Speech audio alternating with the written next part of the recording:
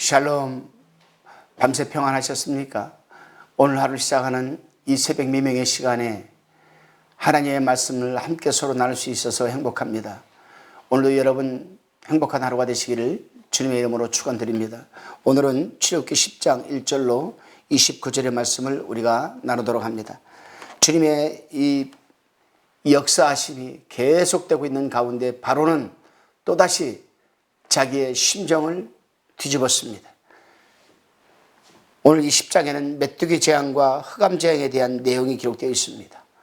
회개하는가 싶더니 돌이키는가 싶더니 또다시 마음이 강박해져서 바로와 신하들이 또다시 강박한 마음을 갖자 하나님께서는 이번에는 메뚜기 재앙과 온 애굽에 이 흑암을 내리는 재앙이 지금 예고되어 있습니다.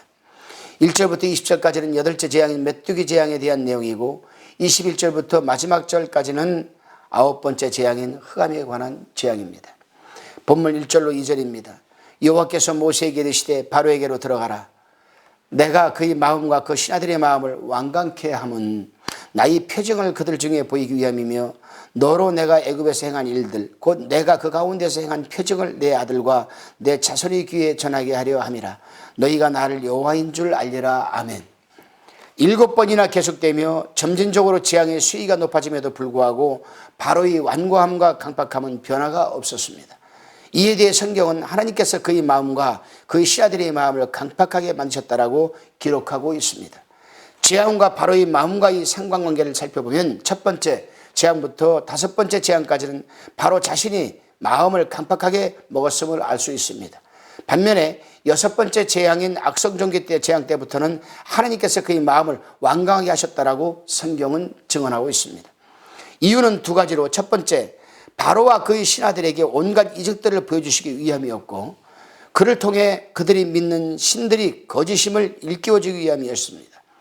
두 번째로는 그 이적들을 통해 하나님이 어떠하신 분이신가를 이스라엘 자손들에게 가르쳐 주시기 위함이라고 성경은 기록하고 있습니다. 곧 하나님만이 참 하나님을 이스라엘 것을 가르치며 하나님 외에 다른 신이 없음을 이스라엘 백성들에게 알고 믿게 하려는 것이었습니다. 사실 이스라엘 자손들은 조상들을 통해 여호와께서 그들이 하나님이라는 지식은 알고 있었습니다. 하지만 하나님께 대한 확실한 체험은 이들은 없었습니다. 그러기에 하나님께서는 초자연적인 이적들 곧 재앙들을 통해 당신의 백성 이스라엘에게 하나님만이 참 신이신 것을 일깨우고 가르치시려 했던 것입니다. 우리가 목격하게 되는 수많은 자연재해들이 있습니다.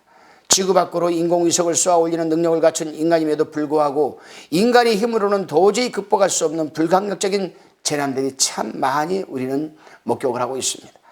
지진에서도 알 수 있듯이 제 아무리 혁신 속의 기술을 축적하였다 할지라도 예측과 감지만 할 뿐이지 지진 자체를 막아낼 수는 없는 것입니다. 해일도 마찬가지입니다. 추측만 할 뿐이지 그 해일이 다가올 때에 그것을 막아낼 방법은 인간들은 여러분 갖고 있지는 않습니다. 그렇습니다. 교만으로 가득 있는 이 인간 세상에 대한 하나님의 징계가 당신이 택하신 백성들을 향한 산교육이 되는 셈입니다. 이처럼 무기력한 인간 실존에 대한 자각은 곧 절대자이신 하나님께 시선을 돌리며 하나님을 아는 지식의 통로가 되는 것이 아니겠습니까? 아울러 하나님께 대한 겸비함을 회복하는 계기를 우리는 마련해 가는 것이 바로 이러한 사건들입니다. 하나님의 뜻과 바로의 오만함의 강박함 속에서 결국 8번째 재앙인 메뚜기 재앙이 애굽 전역을 강타하게 됩니다. 그나마 우박의 피해를 입지 않고 남아있던 나무의 열매나 밭의 채소 푸른 것들을 메뚜기들이 다 먹어치우기 시작합니다. 애굽 전역이 초토화되고 있습니다. 그에 대한 바로의 반응은 어떻습니까? 16절 17절입니다. 바로가 모세와 아론을 급히 불러서 이르되 내가 너희 하나님 여호와께 너희에게 득죄하였으니 청컨대 나의 죄를 이번만 용서하고 너희 하나님 여호와께 구하여 이 죽음만을 내게서 떠나게 하라. 다급하게 모세와 아론을 부른 바로는 자신이 하나님께 죄를 지었다라고 고백합니다. 죽음이라는 단어를 사용할 만큼 재앙의 심각성을 피부로 느꼈던 것 같습니다. 얼핏 보면 바로가 자신의 잘못을 잘 인식하고 있는 것처럼 보이기도 합니다. 하지만 바로의 이 자복은 실은 이번이 처음이 아니었습니다. 9장 27절입니다. 바로가 사람을 보내어 모세와 아론을 불러 그들에게 이르되 이번은 내가 범죄하였노라. 여호와는 의로우시고 나와 나의 백성은 악하도다. 7번째 재앙인 우박재앙 이후 했던 바로의 고백입니다.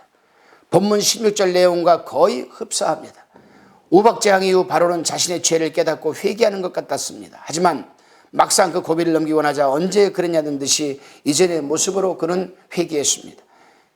진정한 의미의 회개를 하지 않았던 것입니다. 자복은 제가 이런 잘못을 범했습니다라는 고백입니다. 아울러 자신의 잘못을 인정하고 다시는 그 잘못을 반복하지 않겠다는 일종의 약속이기도 합니다. 모두 같은 말로 지금 대변하고 있습니다. 하지만 그에 반해 회개는 아예 돌아서거나 길을 바꾼다는 의미입니다. 행동으로 이루어지는 것입니다. 행동으로 입증되는 것이 바로 회개입니다. 바로의 경우 자복은 했지만 회개할 마음이 전혀 없었던 것입니다. 우리 그리스도인들은 또한 오늘 바로와 별반 다르지 않습니다. 대부분의 경우 자복으로 끝나버립니다. 후회로 끝나버립니다. 가르주다도 후회로 끝나버리고 말았습니다. 내 잘못을 인정하고 바른 삶을 살겠다는 결단의 자리까지는 쉽게 나아가지만 행동으로까지는 잘 이어지지 않았습니다. 하지만 삶으로 드러나지 않는다면 그것은 온전한 회개일 수는 없는 것입니다. 우리의 신앙이 성장하지 못하고 제자리 걸음 속 지지부진한 이유도 바로 이 부분입니다. 8번째 재앙을 통해 하나님만이 참 하나님이심을 가르쳐 주신 하나님께서는 아직도 욕심과 교만에 사로잡혀 있는 바로의 고집스러움을 또 한 번 사용하십니다. 그리고 그의 완악함을 매개체로 9번째 재앙인 흑암 재앙을 지금 준비하고 계십니다. 21절입니다. 여호와께서 모세에게 이르시되 하늘을 향하여 내 손을 들어서 애굽 땅 위에 흑암이 있게 하라. 곧 더듬을 만한 흑암이니라. 어둠이 애굽 땅 전역을 순식간에 뒤덮였습니다. 그 어둠이 얼마나 짙었는지 사람들은 서로 볼 수도 없었고 제자리를 움직이지도 못했습니다. 하지만 이스라엘 자손이 사는 곳에는 어디에나 빛이 있었습니다. 하나님께서 이방인들과 이스라엘 자손들을 구별하신 것입니다.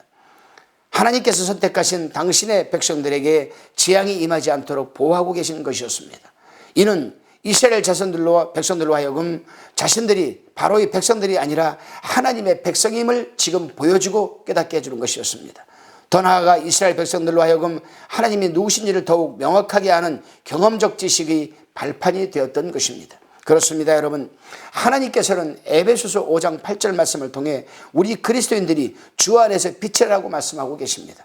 우리가 주님 안에서 빛이기 때문에 빛이 자녀답게 살라고 권면하고 계시는 것입니다. 믿지 않는 세상 사람, 어둠의 자식들과는 구별된 모습으로 선하고 의롭고 진실하게 삶을 살아가라고 당부하고 계시는 것입니다. 그를 통해 주님의 이름이 영화롭게 되는 것, 그것이 바로 우리를 당신의 자녀로 삼으신 하나님의 뜻이기도 하고 이유이기도 합니다. 오늘도 우리는 칠흑 같은 어둠의 세상, 죄로 물든 이 세상 속에서 살아가야 합니다. 하지만 우리 주님께서는 우리를 빛의 자녀로 선택하며 구별해 주셨습니다. 이 사실을 기억하시면서 우리 심령의 초점을 위에 계신 하나님께 맞추고 생활의 예배화를 구현해 나간다면 그 어떤 죄의 어둠도 결코 우리를 지배하지 못할 것입니다. 오히려 어두움이 있기에 우리의 밝음을 통해 하나님의 진선미가 더욱 선명하게 드러나게 되고 하나님께 영광이 되는 그런 은총을 경험하는 하루가 될 것입니다. 이 은혜를 사모하며 오늘도 당당하게 믿음의 발걸음을 내디디시는 여러분이 되시기를 주님의 이름으로 축복합니다. 기도하시겠습니다. 주님, 교만으로 가득 차 있는 인간 세상에 대한 하나님의 징계가 곧 죄를 향하신 하나님의 가르치심을 기억하기에 도와주옵소서. 그래야 오늘 저희에게 주어진 삶의 자리에서 오직 주님께만 신명의 초점을 맞추며 주님의 말씀만을 쫓음으로 저희의 삶을 통해 하나님의 형상이 회복되어지는 하루가 되게 하여 주옵소서. 감사드리옵고 살아계신 예수 그리스도 이름으로 기도드리옵나이다. 아멘.